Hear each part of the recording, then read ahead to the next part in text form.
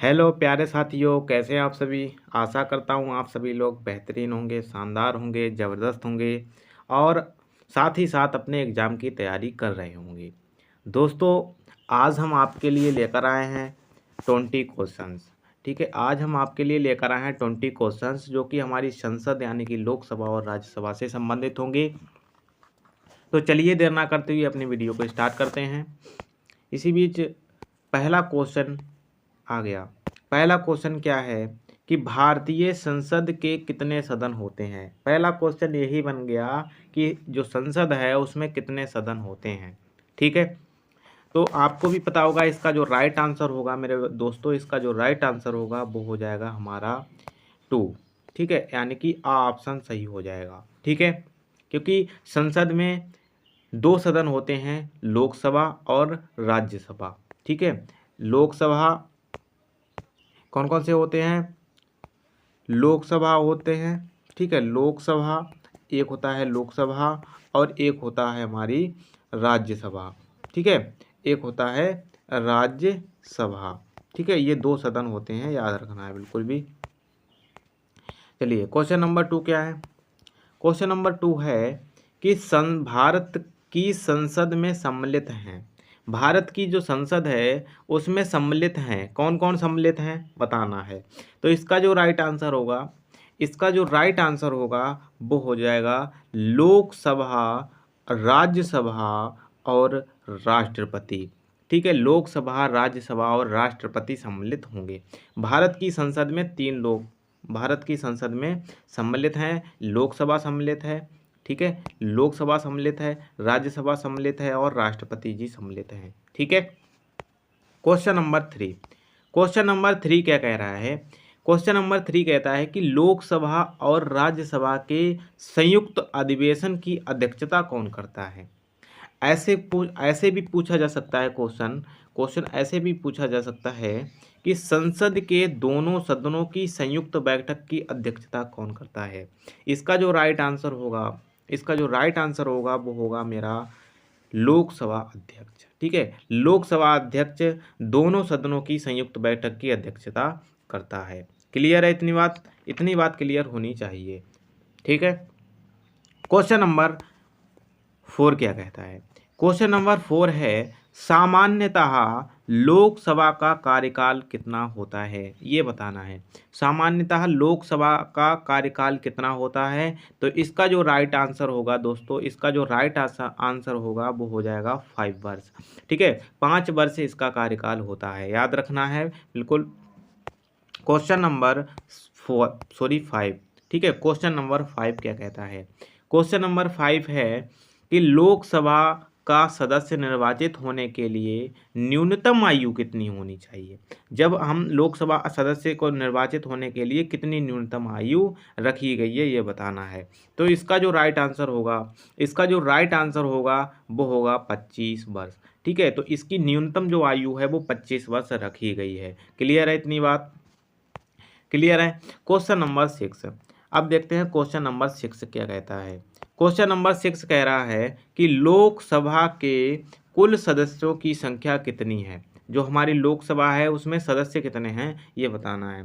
कुल सदस्यों की संख्या कितनी है। तो इसका जो राइट आंसर होगा, इसका जो राइट आंसर होगा दोस्तों, इसका जो राइट आंसर होगा वो होगा 552। ठीक है, 552 होती है संख्या किसकी, लोकसभा सदस्यों की संख्या कितनी होती है, 552 होती है। ठीक है, क्वेश्चन नंबर 7। क्वेश्चन नंबर 7 क्या कहता है। क्वेश्चन नंबर 7 कह रहा है वर्तमान में लोकसभा में कितने सदस्य होते हैं। जो वर्तमान में हमारे लोकसभा में कितने सदस्य हैं ये बताना है। तो वर्तमान की बात की जाए, यदि वर्तमान की बात की जाए तो हमारी लोकसभा में केवल 545 यानी कि ऑप्शन बा 545 हमारे सदस्य हैं वर्तमान में। ठीक है, क्लियर है इतनी बात। Question number 8। क्वेश्चन नंबर 8 क्या कह रहा है। क्वेश्चन नंबर 8 कह रहा है कि वित्त विधेयक सर्वप्रथम कहाँ प्रस्तुत किया गया था। जो वित्त विधेयक है उस वो सर्वप्रथम कहाँ प्रस्तुत किया गया था ये बताना है। किया गया है, कहाँ प्रस्तुत किया गया है। तो इसका जो सही आंसर होगा वो क्या होगा, लोकसभा में। ठीक है, option A, option A is the right answer, क्योंकि लोकसभा में सर्वप्रथम प्रस्तुत किया जाता है। ठीक है, कहाँ प्रस्तुत, यहाँ पे किया जाता होगा। ठीक है, यहाँ पे जाता लिख लेना आप। ठीक है, जाता, ये गया नहीं है, जाता होगा। ठीक है, वित्त विधेयक सर्वप्रथम कहाँ प्रस्तुत किया जाता है। ठीक है, जाता होगा। ठीक है, तब आपका उत्तर क्या हो जाएगा, लोकसभा। क्या हो जाएगा, लोकसभा। ठीक है, क्लियर है इतनी बात। Question number 9। क्वेश्चन नंबर 9 क्या कह रहा है, क्वेश्चन नंबर 9 कह रहा है कि वित्त विधेयक की घोषणा कौन करता है। वित्त विधेयक है, ठीक है, वित्त विधेयक है, उसकी घोषणा कौन करता है ये बताना है। तो इसका जो राइट आंसर होगा, इसका जो राइट आंसर होगा दोस्तों, इसका जो राइट आंसर है वो है option A. Option A is the right answer. Lok Sabha अध्यक्ष कौन करता है घोषणा, लोकसभा अध्यक्ष घोषणा करता है इसकी। ठीक है, याद रखना है। Question number 10। क्वेश्चन नंबर 10 क्या है, क्वेश्चन नंबर 10 है कि लोकसभा में राष्ट्रपति कितने सदस्यों को मनोनीत कर सकता है। जो लोकसभा है उसमें जो राष्ट्रपति जी हैं वो कितने सदस्यों को मनोनीत कर सकते हैं ये बताना है। ठीक है, तो इसका जो राइट आंसर होगा, इसका जो राइट आंसर होगा वो हो जाएगा आ। ठीक है, इसका जो राइट आंसर होगा वो हो जाएगा आ, यानी कि 2। ठीक है, 2 लोगों को, वो सदस्यों को, 2 सदस्यों को क्या कर सकते हैं, मनोनीत कर सकते हैं। क्या कर सकते हैं, मनोनीत कर सकते हैं। क्लियर है इतनी बात, क्लियर है। Question number 11। क्वेश्चन नंबर 11 क्या कह रहा है, क्वेश्चन नंबर 11 कहता है कि संसद का स्थायी सदन कौन सा होता है। संसद के 2 सदन होते हैं, लेकिन स्थायी सदन कौन सा होता है ये बताना है। तो स्थायी सदन की बात करें तो स्थायी सदन हमारा होता है राज्यसभा। ठीक है, राज्यसभा संसद का स्थायी सदन होता है। क्लियर है। Question number 12।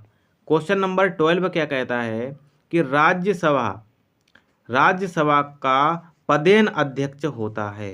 राज्यसभा का पदेन अध्यक्ष कौन होता है ये बताना है। तो इसका जो राइट आंसर होगा, इसका जो राइट आंसर होगा वो हो जाएगा उपराष्ट्रपति। क्लियर है, उपराष्ट्रपति जो है वो राज्यसभा का पदेन अध्यक्ष होता है। क्लियर है, क्लियर होना चाहिए। Question number 13। क्वेश्चन नंबर 13 क्या कहता है, क्वेश्चन नंबर 13 है कि वर्तमान में राज्यसभा का अध्यक्ष कौन है। वर्तमान में राज्यसभा का अध्यक्ष कौन है। तो वर्तमान की बात करें यदि, तो हमारे वर्तमान में कौन है, जगदीश धनखड़ जी हैं। ठीक है, वर्तमान में राज्यसभा का अध्यक्ष कौन है, तो जगदीश धनखड़ जी हमारे क्या हैं, राज्यसभा के अध्यक्ष हैं। क्लियर है इतनी बात। Question number 14। क्वेश्चन नंबर 14 क्या कहता है कि राज्यसभा के सदस्यों का कार्यकाल होता है। जो हमारी राज्यसभा है उनके सदस्यों का कार्यकाल कितना होता है, अर्थात वो उन कार्यकाल समझ रहे हैं ना, तो कितना होता है, 6 वर्ष। इसका जो राइट आंसर क्या हो जाएगा, 6 वर्ष। तो इनका जो कार्यकाल कितना होता है वो 6 वर्ष होता है, याद रखना है। ठीक है, कितना होता है, 6 वर्ष होता है। Question number 15। क्वेश्चन नंबर 15 क्या कहता है, 15 क्या कहता है कि राज्यसभा के सदस्यों की अधिकतम संख्या हो सकती है। राज्यसभा में क्या सदस्यों की अधिकतम संख्या कितनी हो सकती है ये बताना है। तो इसका जो राइट आंसर होगा वो हो जाएगा 250, यानी कि 250। तो इसकी जो संख्या होती है वो कितनी हो सकती है, 250 हो सकती है। क्लियर है इतनी बात। तो ये तो रहे हमारे संसद यानी कि लोकसभा और राज्यसभा के ऊपर क्वेश्चन। ठीक है, अगले 5 प्रश्न बचे हैं जो कि हम राज्यपाल जी से संबंधित हैं। ठीक है, चलिए उनको हम देख लेते हैं। ठीक है, राज्यपाल जी से संबंधित होंगे। ठीक है, क्वेश्चन नंबर 16। क्वेश्चन नंबर 16 क्या कह रहा है कि राज्यपाल की नियुक्ति कौन करता है। जो राज्यपाल हैं उनकी नियुक्ति कौन करता है। तो इसका जो राइट आंसर होगा, इसका जो राइट आंसर होगा वो होगा राष्ट्रपति। ठीक है, राष्ट्रपति क्या करते हैं, राज्यपाल जी की नियुक्ति करते हैं। क्लियर है इतनी बात, क्लियर है। Question number 17। क्वेश्चन नंबर 17 क्या कह रहा है कि राज्य का राज्यपाल होता है। राज्य का राज्यपाल होता है। क्या होता है भाई?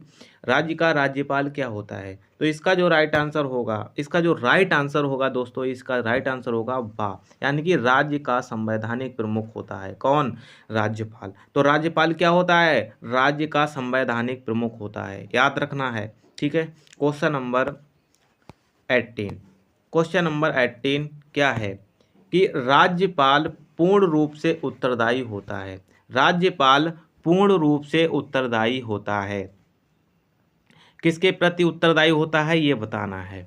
ठीक है। तो इसमें जो राइट आंसर बता रहा हूँ, ये राइट आंसर क्या हो जाएगा? राष्ट्रपति के प्रति। ठीक है। राष्ट्रपति के प्रति क्या होता है? उत्तरदायी होता है राज्यपाल। क्लियर है इतनी बात? इतनी बात क्लियर है? Question number 19। क्वेश्चन नंबर 19 क्या कहता है? क्वेश्चन नंबर 19 कह रहा है कि राज्यपाल राज्य विधान परिषद में कितने सदस्यों को मनोनीत कर सकता है? ठीक है। राज्यपाल राज्य विधान परिषद में कितने सदस्यों को मनोनीत कर सकता है? ठीक है। राज्यपाल राज्य विधान परिषद में कितने सदस्यों को मनोनीत कर सकता है? तो इसका जो राइट आंसर होगा मेरे दोस्तों, इसका जो राइट आंसर होगा वो होगा सा, यानी कि कुल सदस्यों का 1/6 भाग क्या कर सकता है? मनोनीत कर सकते हैं। क्लियर है इतनी बात? क्लियर होनी चाहिए। क्वेश्चन नंबर 20 जो कि हमारा आज का अंतिम क्वेश्चन है। क्वेश्चन नंबर 20 क्या कह रहा है कि राज्यपाल को उसके पद से कौन हटा सकता है? भाई राज्यपाल है और उसके पद से कौन हटा सकता है? किसके पास इतनी पावर है कि वो इसको हटा सकते हैं? तो इसका जो राइट आंसर होगा वो होगा हमारा राष्ट्रपति जी। ठीक है। राष्ट्रपति जी इनको हटा सकते हैं, अपने उसके पद से हटा सकते हैं। क्लियर है इतनी बात? तो ये तो रहे हमारे 20 क्वेश्चंस जो कि आज हमने इस वीडियो में कवर किए। किससे? राज्यपाल जी से संबंधित थे और संसद से संबंधित थे। ठीक है। तो अगली वीडियो में, नेक्स्ट वीडियो में अगले क्वेश्चनों के साथ मिलते हैं। ठीक है। तो इस वीडियो में बस यहीं तक। जय हिंद, जय भारत।